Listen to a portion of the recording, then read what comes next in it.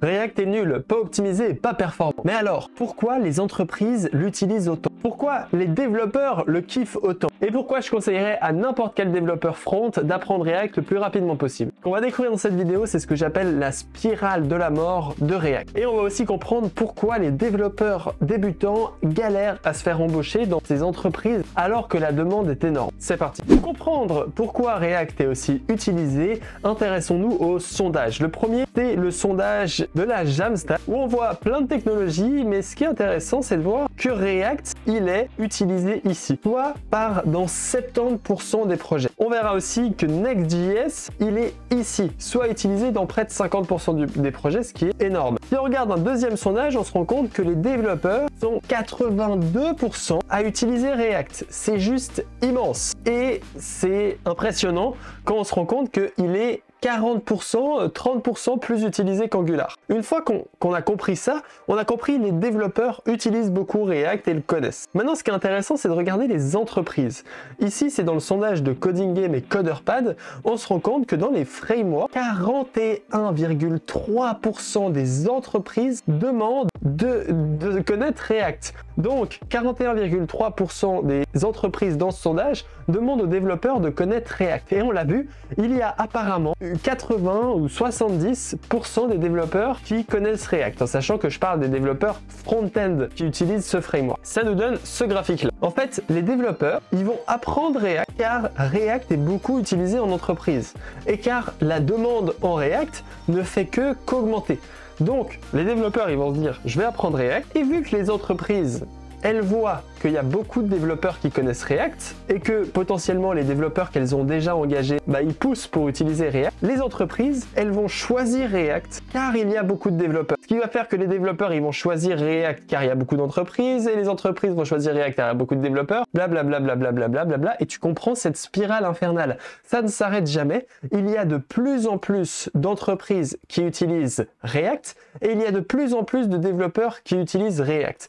Pourquoi est-ce que les entreprises, elles font ce choix? C'est non seulement parce qu'elles vont gagner de l'argent, ça va être plus simple de recruter un développeur React qu'un autre développeur, mais pas que, c'est aussi parce que l'écosystème est énorme.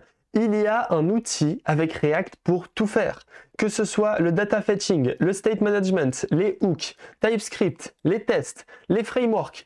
Il y a des frameworks et librairies pour faire tout ce qu'il faut dans React. L'avantage, c'est que tous les gros problèmes rencontrés par les entreprises ont déjà été résolus par d'autres entreprises. Quand tu sais que React est utilisé par Facebook, Airbnb, Netflix, et toi, en tant qu'entreprise, t'as aucun doute sur le fait que React va apporter la solution à ton problème, peu importe quel est ton problème. Et en plus de ça, on l'a vu, il y a beaucoup de librairies. Ces librairies, pour les entreprises, c'est du pain béni, c'est du gain de temps, c'est une productivité maximale, surtout quand on sait le nombre de développeurs qui connaissent React. Donc, il y a un gain de temps pour l'entreprise, ce qui va créer un gain d'argent. Alors, pourquoi est-ce que tous les développeurs qui apprennent React galèrent au moment de chercher un emploi? Et c'est une question super importante et moi je me suis posé cette question. Il y a beaucoup de développeurs pour beaucoup d'entreprises qui cherchent des développeurs React. Le problème, c'est que dans tous ces développeurs, sur 7, il y en aura peut-être que 5 ou que 4 qui seront compétents et qui maîtrisent vraiment React et son écosystème. Et il faut bien comprendre cela parce que ce que l'entreprise veut, c'est économiser de l'argent. Et quand elle engage un développeur qui ne fait pas partie des développeurs qui sont compétents et qui maîtrisent React et son écosystème, un autre développeur, ils vont devoir lui apprendre tout cet écosystème. Et le problème, c'est que cet écosystème, il n'est pas découvert par les entreprises. Les formations, généralement, elles s'arrêtent aux bases et elles ne vont pas plus loin. Ce qui fait que les développeurs sur le marché, ils sont nombreux à se retrouver sans connaître les bases. Et résultat, les développeurs qui gagnent le jackpot, qui gagnent les plus gros salaires et qui peuvent se faire embaucher dans le plus d'entreprises, c'est la petite partie des développeurs qui maîtrisent React et son écosystème. Donc, les développeurs juniors, le problème, c'est qu'ils ne maîtrisent pas cet écosystème et le besoin des entreprises, c'est d'éviter de perdre du temps et de l'argent dans le développement d'une application. Donc, eux, ils vont chercher des développeurs qui s'y connaissent dans ces frameworks et librairies.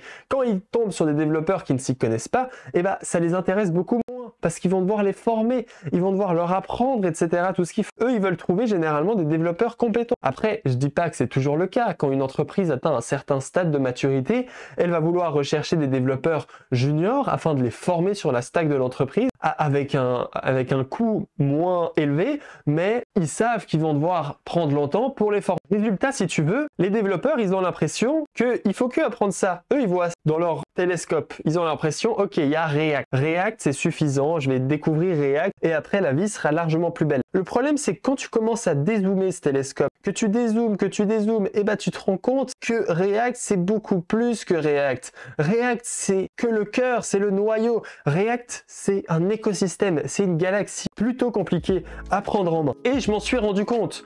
Je m'en suis rendu compte que la plus grosse porte d'entrée pour les entreprises, c'est vraiment cet écosystème. C'est de se dire, mais moi, je cherche un développeur qui est opérationnel, qui va comprendre ma code base sans devoir tout lui expliquer. Donc, si je devais te donner un conseil, c'est dès maintenant connaître profondément React, évidemment, parce que tu peux pas maîtriser le corps humain entier si tu maîtrises pas le cœur, si tu maîtrises pas la base, si tu maîtrises pas comment le sang bouge dans ton corps. React, c'est le sang qui bouge dans chacune de ces librairies. Derrière, il faut réussir à se balader dans cette galaxie et rencontrer chacune des librairies et des frameworks que je t'ai montré juste ici pour réussir à les maîtriser.